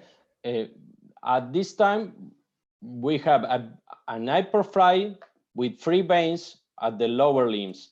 But I have to say that we didn't scan the upper limbs and the next veins because we didn't have time. Certain in the we don't have time, and we certain in the pain she had said she had in the calf in calf Yes, lip left. So we had this situation with a blue protocol that abolished a pneumothorax, a pneumonia probably, and pulmonary edema, and we have clean lungs with no bronchospasm, so we center in the pulmonary emphysema. So we... Excuse me, can you repeat the last words, the last 10 words? You ruled out pneumothorax, yes. You ruled out hemodynamic pulmonary edema, and then, say it again. And then we have to look at the PLABs, but we didn't look profile that we can consider a pneumonia. Please, Francisco, show the PLABs flips. Can I tell you something just before we see the PLABs? I wanted to say probably something at the left side. So this is the PLABs point. That's it? PLABs point yes. without pneumonia. Say it again. The PLABs point without pneumonia. I'm not sure.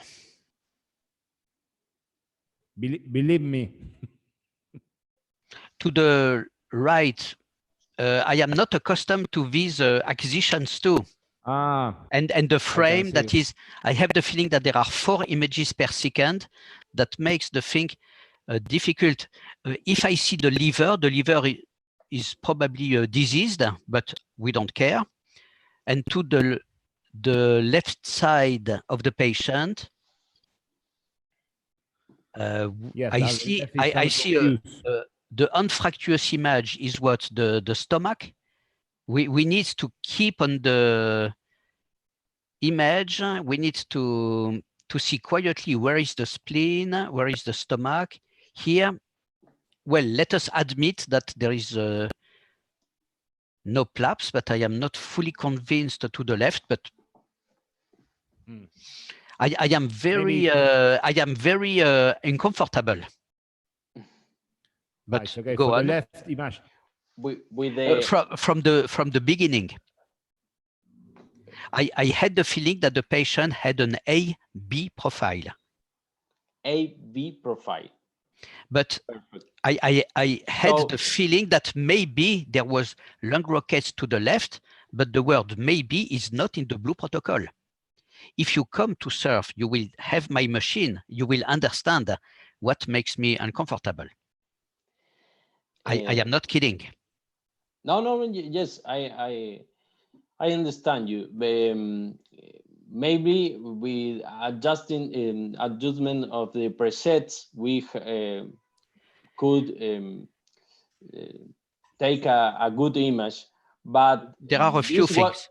This was the situation, and we interpret that the patient have no PLABs. Okay, let us admit. So we can admit that in this situation, for the clinical situation, she had asthma or COPD.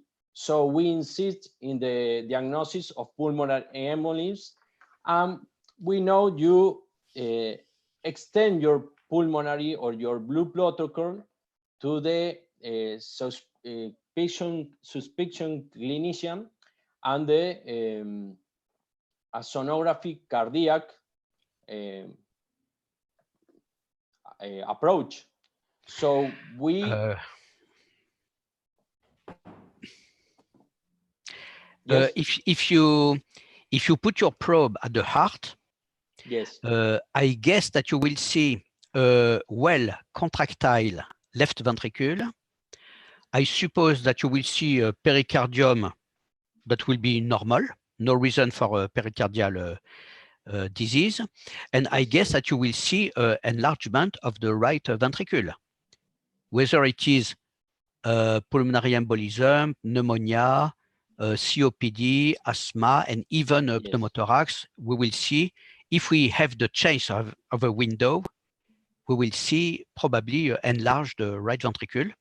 So go on.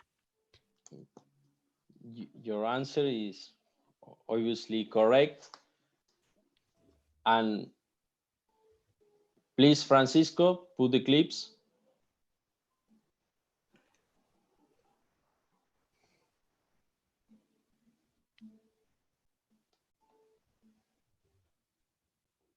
So simple cardiac sonography. We didn't use Doppler in this situation. Excellent. To decision, to decision. Well, so we here, go on.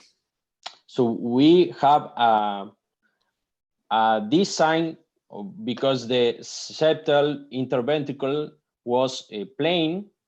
It was a right ventricle enlargement, a very large enlargement, and there was a McConnell sign in this apical four-chamber view.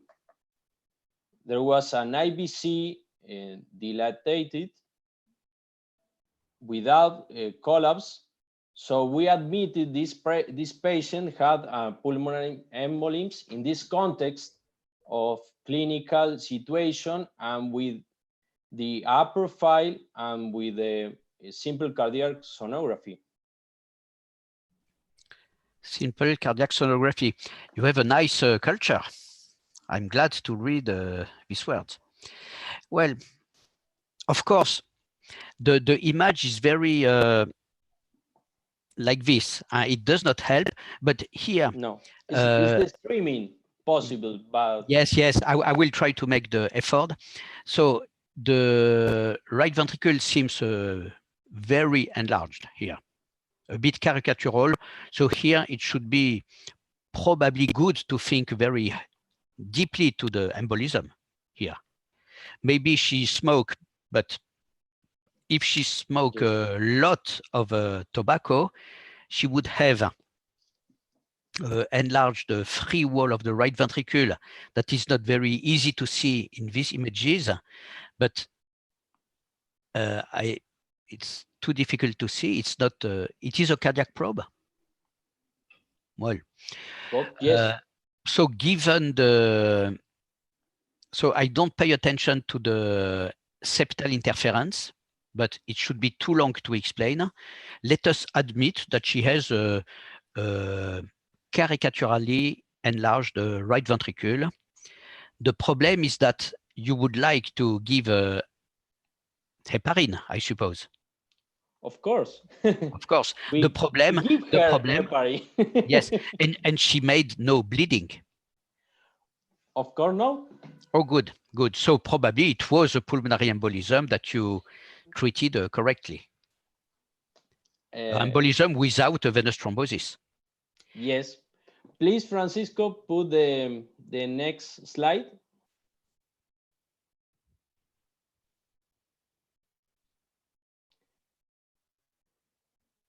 Okay. The next, please.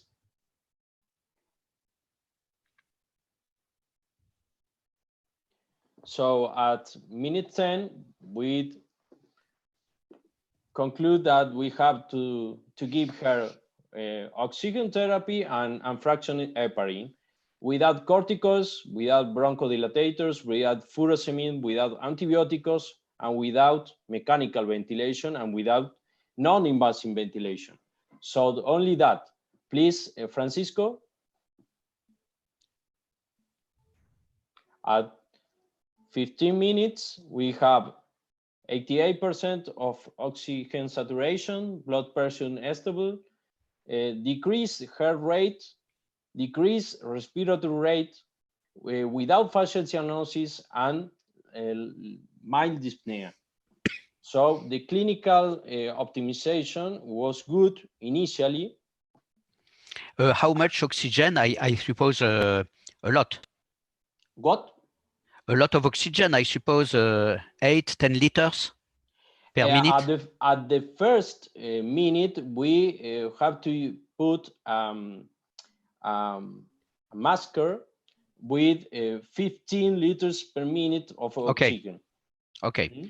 So she came from 72 to 88. That is not bad. To 88 at air room. Air room, 88 at air room. Ah. Yes. At 15 minutes with the bolus of heparin and the start of heparin. Next slide. Francis. That was at date 5, the control at date 5 of the anticoagulation. The patient really improved her clinical.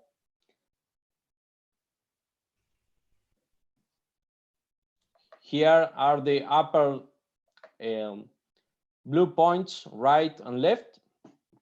Please, Francisco, the next. Here are the lowers. So can you stay on these images? So at the left, we had the feeling to see, I had the feeling to see several B lines on admission. Here, I see the typical bluff lines. That is the name that I give when I see one B line that is multiplied by the filters. So here, it's really a difficult situation for me.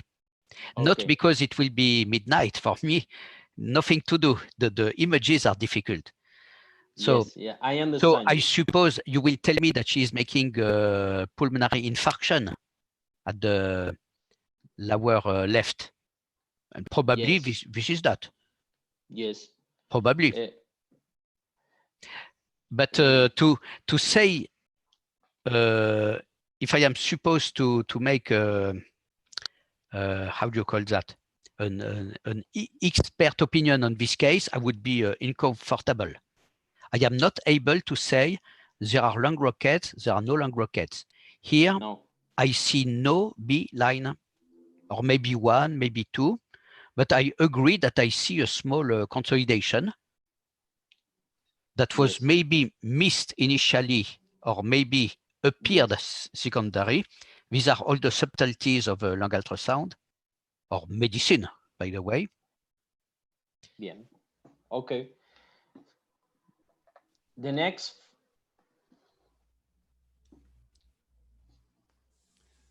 Here with the same proof, to look at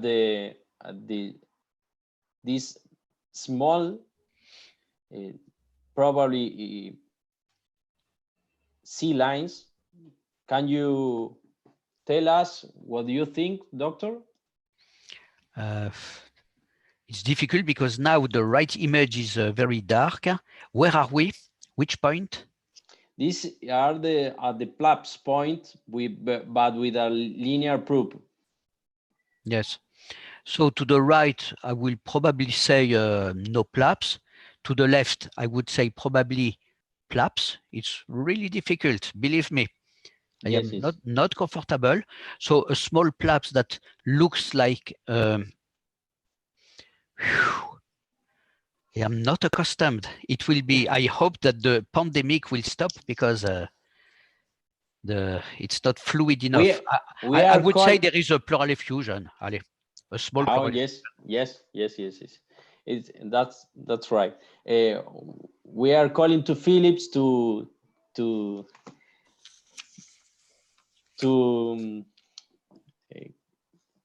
they are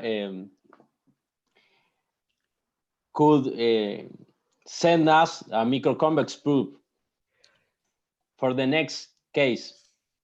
Try. Say, we have a good friend from Paris who does not say bad words about Philips. That's important. These are at the back. Voilà. So you see, excuse me to interrupt you. Typically, you can see the disagreement of the filters because yes, you see commit tail artifacts. And that aren't B-lines. But there are what I call bluff lines. Okay, they say to you, we are 2, but there is only 1. Divided by 2 because of the filter. So here, there are not so many B lines, maybe 1 or 2. That is not interstitial syndrome. But anyway, pleural effusion to the right, to the left image, pleural effusion to the both images. So there are even not B lines, there are sub B lines, by the way. Okay. Because what we see is pleural effusions. The next, Francisco. So at that 5, the heart looks like this. What do you think? But I would love, I see you and Elizabeth instead of the right cavities because the images are downstairs. If we can, if I can push a little bit, wait a second. I will try to afficher en petit. No, this is not this. Masquer la vignette de la vidéo. I cannot use Zoom. It's too complicated for me. Well, I will make an effort. I suppose that the right ventricle has decreased size and the left ventricle has increased size, which means that the patient is much better. Yes. And the IBC really improved because it's more collapse. There was an obstacle that you succeeded to, but I am surprised that the heparin works so fast. Yes, after 15 minutes is a very fast success. Yes, we decrease the liters of oxygen, but we have to maintain the treatment. We don't use alteplase or fibrinolytics because first we note a fast improvement in the clinical of the patient. So we stop there. The patient never shocked. So we continues the same treatment we start. And she was fine under your treatment, I see. Okay. It's really a good improve. So in this situation, we have to consider that we use different proofs. This was delimited for not using a unique microconvex probe. We don't scan the upper limb veins.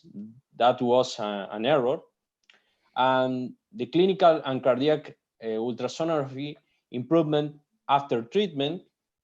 And the angio-CT was not performed at the beginning, but at request for her cardiologist, we have to solicit it at date 10th.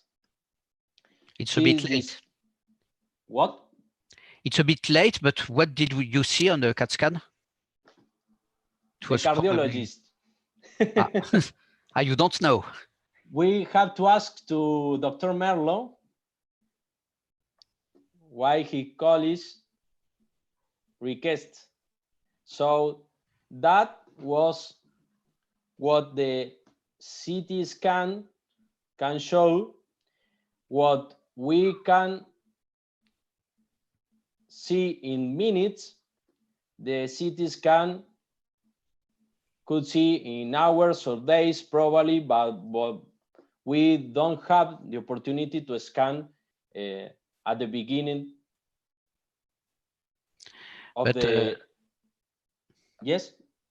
Do you see the embolism in the CAT scan?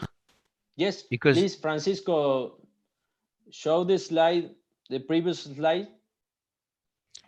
The they pass too fast. The stream, yes, that. Note that it was released a perfusion CT scan here in the lower image, and we can see the pulmonary infarcts, multiple, so and the thrombosis in the pulmonary veins, the artery veins. Okay, so it was definitely a pulmonary embolism. Of course. Okay. Good. So that's a typical case of a patient who has a profile. Let us admit a profile with no DVT but severe dyspnea. So she is in the situation where we cannot wait. We have to treat immediately. So we try to find, I would have loved to make myself the calf scanning, because what I saw was longitudinal scans done posteriorly with a linear probe. So and the image was not, what's the word? Regular. So I would have loved to see one small DVT very far from the heart, that is toward the foot, where she had the pain. It was at one leg. I was not convinced with the veins scans. I was not convinced with the calf venous scanning, because it is always more comfortable to see the very small thrombosis at the very end of the calf. You give heparin, you know that it is embolism. If you have a completely nude profile, here in this situation, 75-year-old, I would have made a scintigraphy, but maybe you had no scintigraphy on site? No. Because if the lung is perfect, the scintigraphy will be very speaking. But I know the scintigraphy is an obsolete option nowadays, but I hope it will come back thanks to the Blue protocol. In this case, for instance. Yes. Because I had to say that this patient had an echocardiogram and 1 month before with normal cavities. Okay, but imagine she has a severe pneumonia not visualized by an ultrasound, or severe COPD. Well, I think in 1 month, a COPD patient will not increase the heart.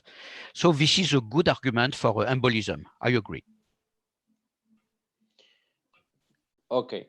Well, Daniel, have you ever think to add a cardiac ultrasound into the Blue protocol? So my answer will be very simple. The Blue protocol was published. You cannot change something that has been published. And by the way, the echocardiography is always associated with the Blue protocol, but associated is not included. So I will never include echocardiography in the Blue protocol, because if I do that, I will have to change the name. It will no longer be the Blue protocol. Okay. But I suppose that you heard, as Matthias, I guess that you know what is the extended Blue protocol. Yes, of course. I guess that because I know where you take your culture. And the e-Blue protocol includes various items like simple echocardiography. When you have the luck to have a good window and a caricatural right heart enlargement, with of course the caval vein that makes the same behavior, I think that you can treat the patient, I would say. Given the volume of the right ventricle, I would say there is only one diagnosis.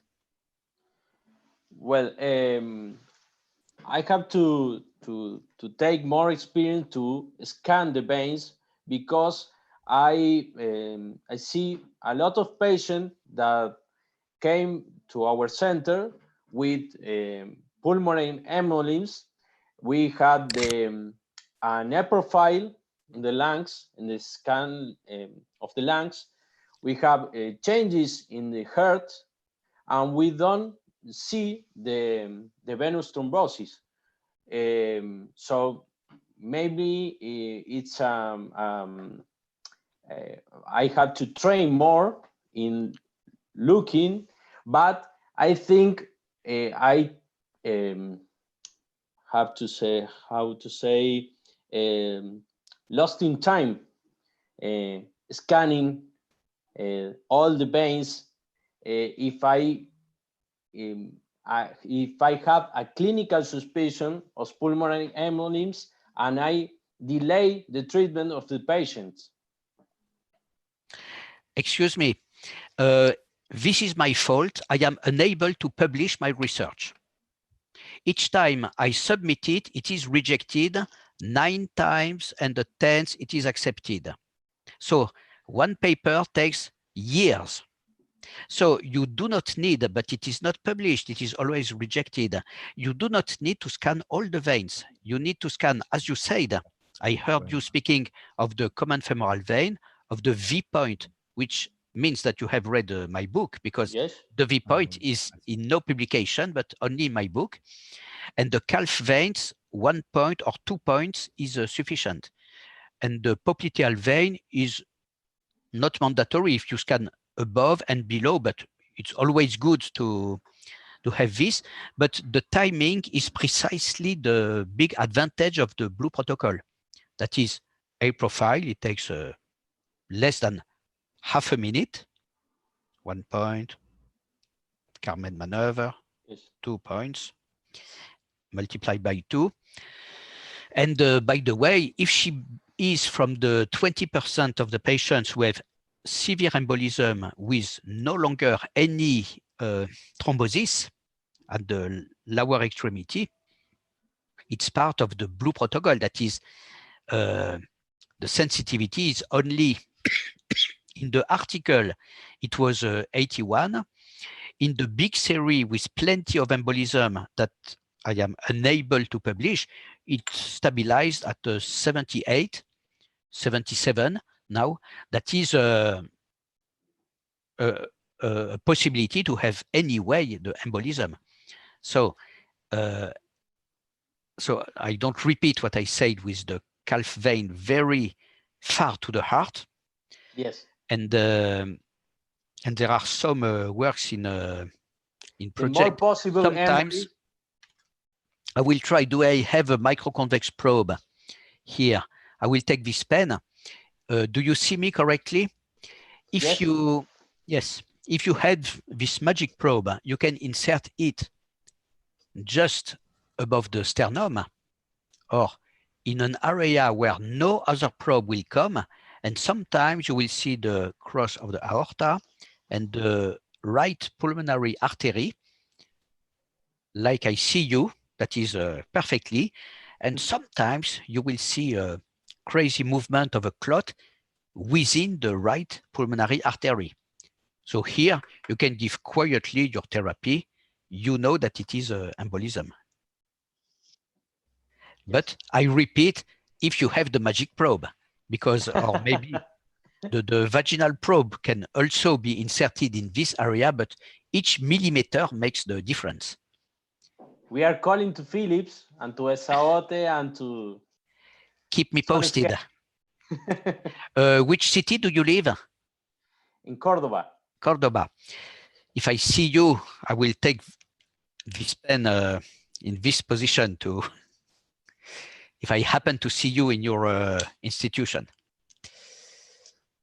Okay, Well, maybe thanks. it's Thanks so very much. nice in Paris. Oh, we are tomorrow. Since 2 minutes, Wow. it's tomorrow. Yes. It's time to finish this webinar. Well, the Professor Lichtenstein, we are really lovely for this webinar.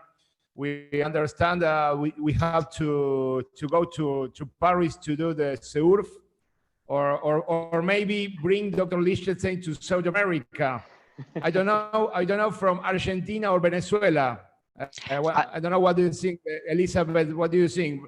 Is a good idea to bring the Dr. Lichtenstein to South America to do the surf here?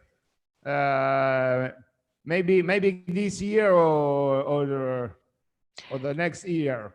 You know, from a practical point of view, if 10 people come to Paris, it makes 10 airplanes, 10 hotels. If I come to South America, it makes 1 airplane, 1 hotel.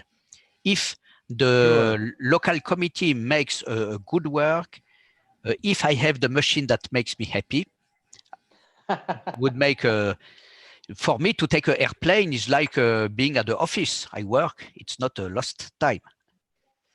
But we have to wait. It's not the appropriate time for transcontinental transportations, unfortunately. But think of that to a near future. I will be always happy to come. Okay. Well, I promise to you that the next meeting will be in Buenos Aires. Thanks for all panelists. They're really brilliant. And for you, Daniel, merci to avoir passé ces moments avec nous. The prochain meeting in Buenos Aires avec un vin et un café. Eh bien, bravo pour votre français. So, when you are passionate with what you do not see the time passing. We spent 2 hours, but I hope that it was, I had the feeling that the questions were smart, had a level of people who do that and not people who are not convinced. So for me, year after year, it is a pleasure to see that people use it and ask technical questions. And I hope that I will answer soon about the COVID, by the way. I'm the first to hope that this pandemic will be behind us very soon. Okay. Well, I hope that you have feel comfortable with us. It was a very comfortable moment. Apart, because I am always direct, the transmission of the ultrasound images, if I will have, if we will all have webinars during 1 year, I don't know how long, it will be a challenge. Okay. I need to see the 24 image. For you. Well, apart from that, I wish you a good afternoon. And you go to work tomorrow, I suppose, like every day. So make the good work. Tomorrow I will wake up a little later because we are a big team in the Ambroise Paré Hospital. And so, yes, so it's a privilege that some can come a bit later than others. I am in second line tomorrow. Well. Okay, well. Thank you very much. Thanks. Gracias a todos, chicos. Bueno, un placer estar con todos ustedes como siempre. Voilà. Muchas It was a pleasure. todos, and gracias, Elizabeth. Gracias, Elizabeth, por tu presencia. And it was perfect to see Elizabeth. By the way, that was a nice surprise. And goodbye to the people that we did not see because they were just listening. Fine. I have you in a big screen now. Well, okay. Thanks. Good night. Professor, good night. Good night. Good night. Thank you very much. Good night for all. Pleasure. Night. Good night. you. Thank you for all your attention, by the way. Thank you.